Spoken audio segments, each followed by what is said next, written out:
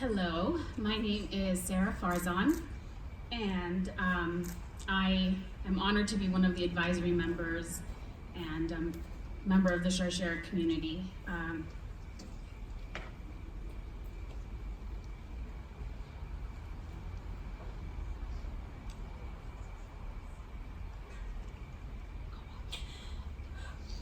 Sorry.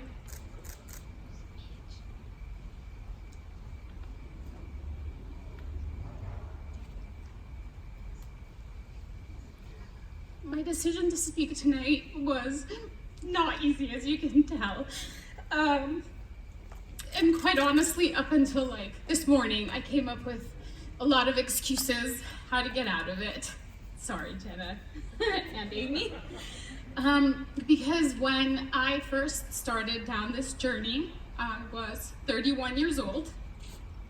I had a 1-year-old daughter, and my husband had just started his first real job as a radiation oncologist, ironically enough. And this was when things were going to be getting good. We were finished with training, we were settling in a new city, which happened to be home, and I just really didn't want to deal with it. I didn't want the questions that are always the same of, how did you find it? Do you have the genetics? Da, da, da, da, da. And the story was always kind of like, no, I don't have the genetics. Yes, I found it myself. And I didn't want pity or the sad eyes with everyone being like, oh my God, how are you? And I just wanted to get past it. I wanted to get back to normal. And if I didn't speak about it, then I was fine. And I didn't need to deal with it. So December 9th, I got a phone call that I had to make a couple decisions, and after going back and forth with my husband, we decided on my course of treatment, and I was lucky enough that after surgery I wouldn't be needing chemo or radiation. Just tamoxifen. So I had surgery, and I was on the path to reconstruction, and that was it. I was done, right? I first reached out to Sharsheret 7 years ago when 1 year out of treatment, I found myself very, very alone. While my closest family knew my story and was extremely, extremely supportive, there were things that they just couldn't help me with. How do I talk to my daughter about this? What do I do with this new body that science has given me? And even though I had an amazing, amazing support group at UCLA, and I cannot stress how important support is when you're going through something like this, I was done with my treatment, and the other group members were very, very much in the depths of it. I remember thinking, if the day will ever come when I can get through without thinking about what I was going through. And some days I could. I called them survivor days. But I would always come home and see my scars, and suddenly it felt like being a patient was the easy part. The challenge of survivorship is what they don't tell you about. My counselor at UCLA had told me about Sharsheret, and so when I went on their website and saw that they offered an actual survivorship kit, I ordered one thinking it would help me. I didn't just get a kit. I first got a phone call from Sharon, who is no longer with Sharsheret, but she called, asked about me, asked about my family, asked about what tools I was interested in. I did get a cookbook as well. I still use it. And I happened to mention that I really loved my support group at UCLA, and she mentioned that they had a peer support network, and they would set up women with similar life situations and diagnoses to talk and guide each other through things. And I felt that this would be as beneficial for me as it would be for the women I talked to, especially since it was confidential, and at that time I had chosen to keep this very, very close to myself.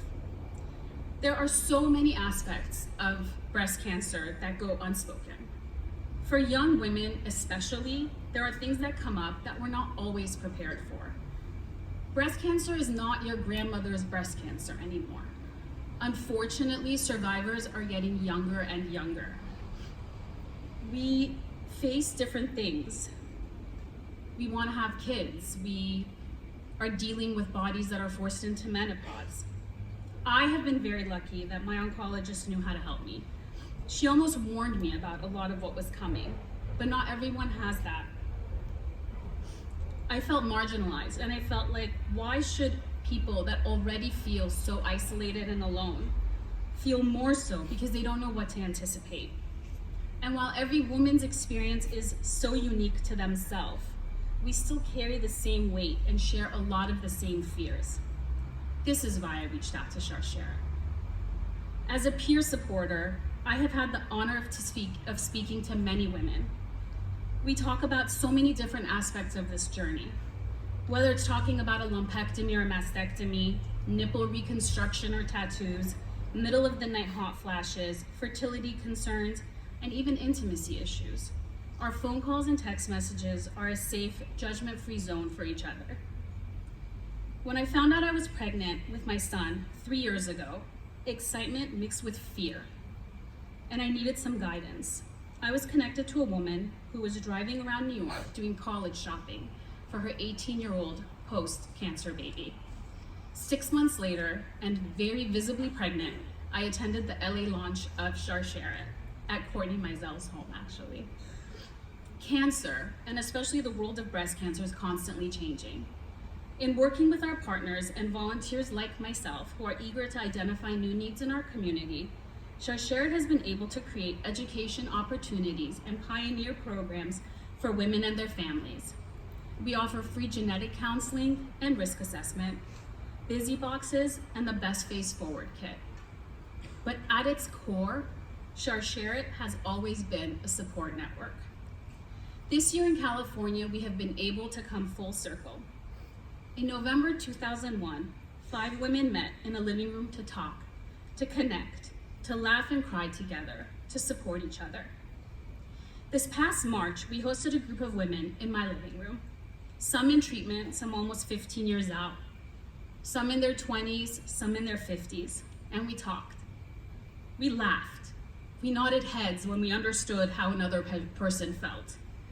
And we realized that there is still an unfulfilled need for more support, and we have been able to meet that need. A true passion project for me has been launching our Thriving Again Circle, which provides a supportive space, not just for women undergoing treatment, but for survivors as well. So much of the support in the cancer community is situational. You become one because you're soldiers in a war together, because sometimes no one else can understand the weight you carry. But not a lot happens for a lot of us after treatment. With Jenna's guidance and the support of our amazing organization and volunteers, we have been able to bring women together across treatment timelines and can provide a continuum of support that is not available otherwise. Since our launch, we have been able to host social events such as a paint night, as well as education opportunities like nutrition after cancer, and have been able to connect women in a way that hasn't been done before. And it happens so organically. Tonight, as we celebrate 3 years of changing lives, we also honor the lives that changed us. We honor Rochelle Schwartz, who, realizing the need for more support in the Jewish community, started Sharshara in her living room. I personally honor Janessa Shapiro, a friend I lost in December. And the reason I chose to speak about myself, best described as a ray of sunshine. She always told me that I would be empowering other women by sharing my story, by putting a new face to cancer. That advocacy and education are how we will impact lives touched by breast cancer. And she was right. And Sharshara has given me that opportunity. Since its humble beginnings, Sharshara has received overwhelming support and recognition from the cancer community. Sharshara's goal is to ensure that no Jewish woman or family faces cancer alone. And by supporting Sharshara, we're helping accomplish this and so much more. All of us are links in a chain, and Sharshara has been able to build on those links and follow women throughout their journey. thank you all for being here tonight. Thank you all for supporting this amazing organization. And I'm going to introduce Courtney Mizell.